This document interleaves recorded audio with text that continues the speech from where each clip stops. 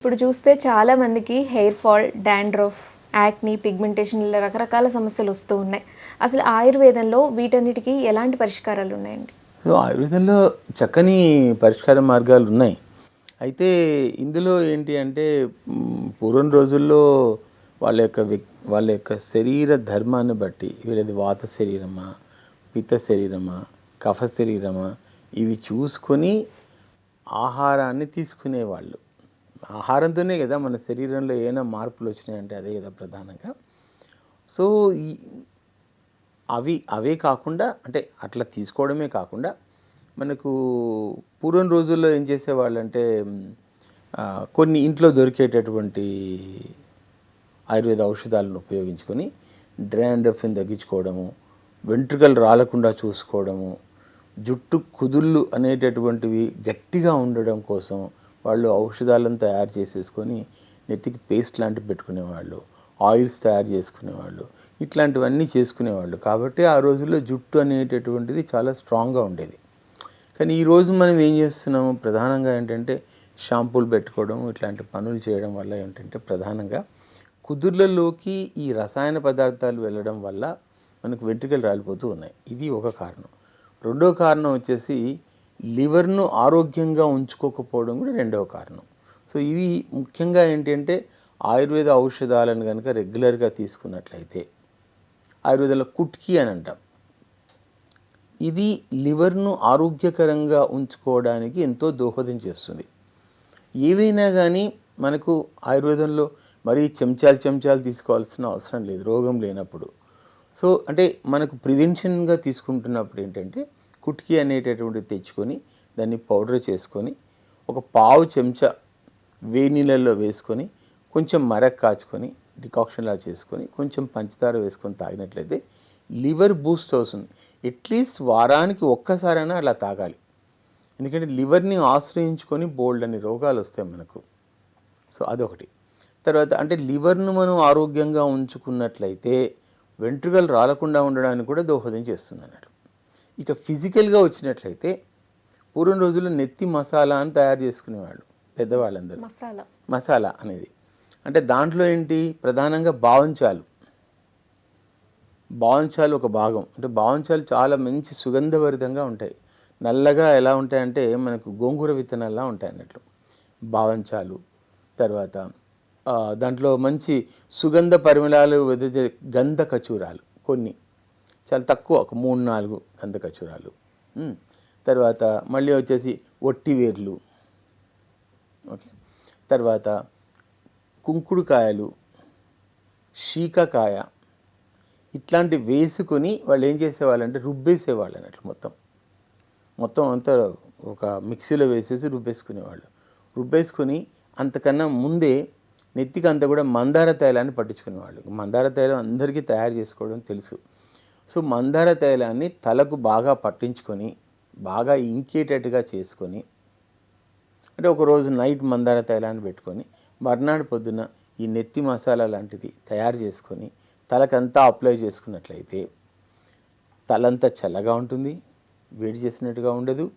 తర్వాత ఇవన్నీ ఔషధ గుణాలు కలిగినటువంటి అన్నీ కూడా ఇంకా వీటితో పాటుగా మనకు ఈ శీకాకాయ తర్వాత కుంకుడుకాయలకు సంబంధించినటువంటి పౌడరు వీటితో పాటుగా ఆమ్ల రసాన్ని వేసి బాగా పేస్ట్ తయారు చేసుకొని నెత్తికి అంతా అలుముకొని బాగా పెట్టుకొని నెత్తిలో ఇంకేటటువంటి విధంగా చూసుకొని తలంటుకున్నట్లయితే చాలా అద్భుతంగా మనకు జుట్టు రాలే సమస్య తగ్గుతుంది. సో ఇది మనకు ప్రాచీన కాలంలో మధ్యయుగాలలో అందరూ చేసుకునేవాళ్ళు. కొన్ని ప్రాచీన పుస్తకాలలో కూడా ఇట్లాంటివి రాయబడి ఉన్నాయి అన్నట్లు.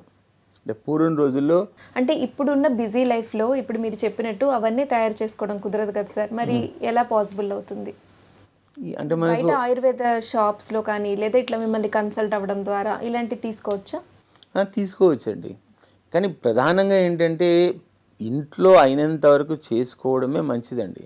ఎందుకంటే ప్రతిదీ కూడా ఫ్యాక్టరీ మేడ్వి వస్తువులు తెచ్చుకోవడం కానివ్వండి, తర్వాత ఈ కెమికల్స్తో కూడినటువంటివి షాంపూలు లాంటివి పెట్టుకోవడం కానీ ఇవి కాకుండా ఇలా చేసుకున్నట్లయితే జుట్టు నిగనిగలాడుతూ ఉంటుంది. తర్వాత జుట్టుకు ఒక రకమైన నిగారింపు వస్తుంది. మనకి ఎంతో ఆనందాన్ని ఇస్తుంది మనం పని చేసుకున్నట్లయితే. వారానికి ఒక్కరోజు చేయండి, అలా చేసుకున్నట్లయితే జుట్టు యొక్క ఆరోగ్యాన్ని, తర్వాత చుండ్రు సమస్య నుంచి నివారించుకోవచ్చు. ఇలాగ మనము రకరకాలుగా మార్చుకోవచ్చు. ఇప్పుడు ఆమ్ల రసంతో పాటు అలోవెరా జ్యూస్ని కూడా కలుపుకోవచ్చు. ఇట్లా మనం రకరకాలుగా వేరియేషన్స్ కూడా చేసుకోవచ్చు అన్నట్లు. కొందరికి ఎలా ఉంటుందంటే జుట్టు విరిగిపోతున్నట్టుగా ఉంటుంది, ముక్కలు ముక్కలు అవుతూ ఉంటుంది, జుట్టు 2 ముక్కలు అయిపోతూ ఉంటుంది, స్ప్లిట్స్ అయిపోతూ ఉంటాయి అన్నట్లు. ఎర్రగా జుట్టు యొక్క చివరి భాగాలు ఎర్రగా మారిపోతూ ఉంటాయి అన్నట్లు, అంటే అవి కళావిహీనంగా మారిపోతూ ఉంటాయి.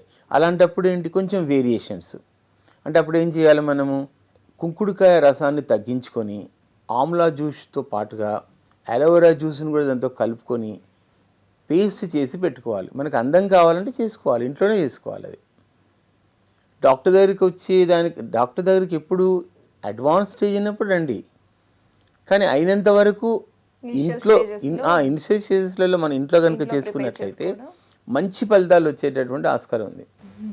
అలాగే యాక్నీ, పిగ్మెంటేషన్ ఈ సమస్యలకి ఆయుర్వేదంలో ఎలాంటి చికిత్స? ఇందులో ఏంటి అంటే ప్రధానంగా మళ్ళీ ఆహారం విషయాన్ని అందరూ గమనించుకోవాల్సిన ఆస్కారం ఉందండి. సో ముఖ్యంగా యంగ్ పీపుల్లోనే ప్రధానంగా ఇవి యాక్నీ, పింపుల్స్ కనిపిస్తాయి కాబట్టి వాళ్ళు ఏంటంటే జంక్ ఫుడ్ తీసుకోకుండా ఉండాలి ఒకటి. తర్వాత సెకండ్ వచ్చేసి ఏంటంటే వేపుళ్ళు కానివ్వండి, బాగా ఆయిల్తో నిన్నటువంటి ఆహార పదార్థాలు కానివ్వండి, సో ఇట్లాంటివన్నీ ఎంత తగ్గించుకుంటే అంత మంచిదండి. ఎందుకంటే వాటి వల్లనే ముఖ్యంగా ఈ యాక్నీ పింపుల్స్ వస్తాయి. అంటే మన శరీరంలో తీసుకునే ఆహార పదార్థాల ద్వారా వచ్చేటటువంటి నూనె పదార్థాలు ఏవైతుంటాయో చర్మము స్వెట్లో నుంచి భాగంగా అవి బయటకు వస్తూ ఉంటాయి అన్నట్లు. అవి అడ్డుకోవడం వల్ల మనకు పింపుల్స్ వస్తూ ఉంటాయి. ఇది కాన్సెప్ట్ అర్థం చేసుకోవాలి ఫస్ట్.